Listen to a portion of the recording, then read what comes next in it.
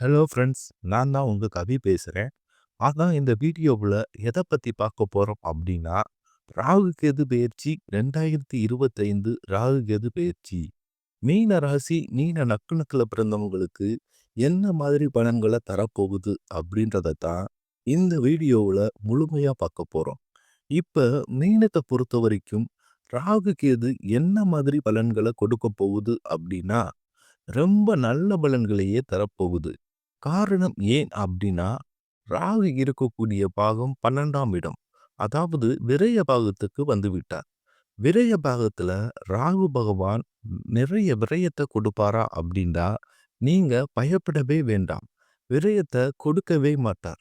ராகு முதல்ல உங்களுக்கு என்ன பண்ணுவார் அப்டின்னா, 12ஆம் வீட்டுல வரக்கூடிய ராகு, உங்களுக்கு வெளிநாடு போகக்கூடிய பயணத்துக்கு அதிகப்படியான வாய்ப்புகள கொடுப்பார். ஏன்னா, ராகு தான் foreign planet. Foreign planet, foreign house. Foreign house என்பது 12ஆம் வீடு அதுதான். ஃபாரின் போகக்கூடிய இடம். இப்ப ராகு ஃபாரின் பாவத்துல இருப்பதுனால, அடுத்த 1 1/2 வருடம் அதிகப்படியாக ஃபாரின் போவது யாரு அப்படின்னு பார்த்தீங்கன்னா, கண்டிப்பா மீன ராசியில பிறந்தவங்களா இருக்கும். இல்ல மீன லக்னத்துல பிறந்தவங்களா இருப்பாங்க. அவங்க தான் அதிகப்படியாக ஃபாரின் போறதுக்கு வாய்ப்புகள் இருக்கு. நிறைய பேர் வெளிநாடு போகணும் அப்படின்னு முயற்சி பண்ணிட்டு இருந்தீங்கன்னா, இனி வரும் காலகட்டத்தில் வெற்றிகரமாக முடியும். ராகு 12ஆம் வீட்ல இருப்பதுனால, ஃபாரின் ஈஸியா போயிட்டு வரலாம். அது மட்டும் இல்லாம, இது விரயஸ்தானம். விரயம்னா, அது எந்த விதமான விரயம்னு பார்க்கணும். பண ரீதியான விரயமா அப்படின்னா, அது கிடையாது. எவை கொஞ்சம் அதிகமா போடுற மாதிரி இருக்கும். இப்ப நீங்க வேலை பார்த்துக்கிட்டு இருக்கீங்க. ஒரு 8 மணி நேரம் வேலை அப்படின்னா, ஒரு 9 மணி நேரம், 10 மணி நேரம் வேலை பார்க்குற மாதிரி இருக்கும். ஏன்னா, ராகு விரய பாகம். பணம் செலவு பண்றது மட்டும் விரயம் என்று நிறைய பேரு நினைச்சுக்கிட்டு இருக்காங்க. ஆனா, விஷயம் அது கிடையாது. பணம் தான் எல்லோரும் தானே செலவு பண்றாங்க. ஆனா, நம்ம போடுற எபெக்ட்டனால நான் நிறைய எபெக்ட் போட்டேங்க. நான் 1 வருஷம் சூப்பரா கம்பெனில ஹார்ட் ஒர்க் போட்டேன். ஆனா, எனக்கு ப்ரொமோஷன் தரல. நான் எதிர்பார்த்த அளவுக்கு ப்ரொமோஷனோ, சம்பளம் உயர்வோ தரலங்க. அப்படியே விட்டுட்டாங்க அப்படின்னு சொல்லுவாங்க. அப்போ இப்ப என்னன்னு பார்த்தீங்கன்னா, அந்த 1 வருஷம் போட்ட எஃபெக்ட் எல்லாம் வீண். இதுதான் விரயம். இந்த மாதிரி விரயத்த மீன ராசிக்கு இந்த ராகு பகவான் கொடுக்க வாய்ப்பு இருக்கு. அதனால எஃபெக்ட் போடுங்க. அதுக்குன்னு ஓவரா எஃபெக்ட் போட்டுட்டு, அப்புறம் நான் எதிர்பார்த்த மாதிரி எதுவும் கிடைக்கல.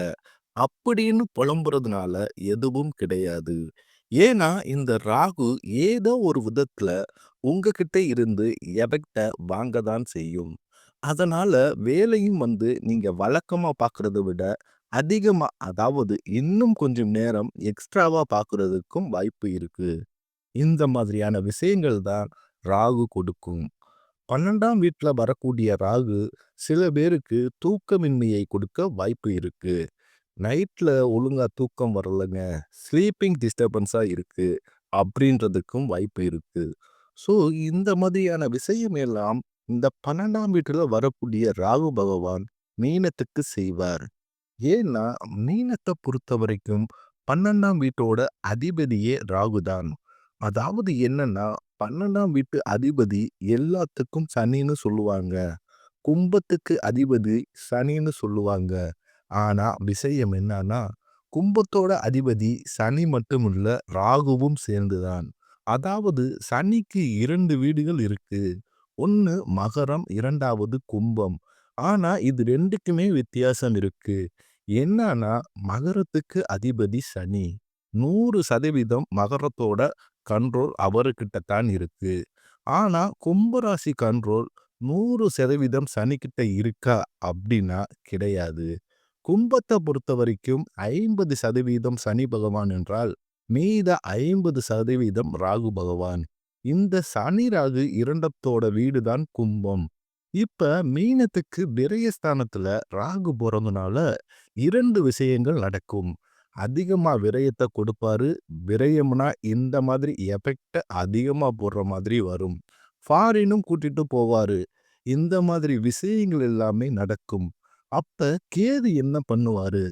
கேது 6ஆம் பாவத்துல இருக்காரு. 6ஆம் பாவத்துல கேது இருக்கிறது ரொம்ப நல்லது. காரணம் ஏன் அப்டின்னா, தீய கிரகங்கள் தீய பாவங்கள்ல இருப்பது நன்மைய தான் செய்யும். குறிப்பா இந்த ராகு கேதுக்கள் குறிப்பா இந்த 6, 8, 12 இந்த பாவத்துல இருக்கும்போது தான் நிறைய நன்மைகளை செய்வார். நன்மையை செய்கிறாரோ இல்லையோ, தீமைகளை பெருசா இல்லாம குறைத்துக் கொள்ளுவார். இதுதான் மெயின். இப்ப 6ஆம் வீட்ல கேது இருக்கிறதுனால என்ன அப்டின்னா, ரொம்ப நாள் கடன் ஒன்று இருக்குங்க.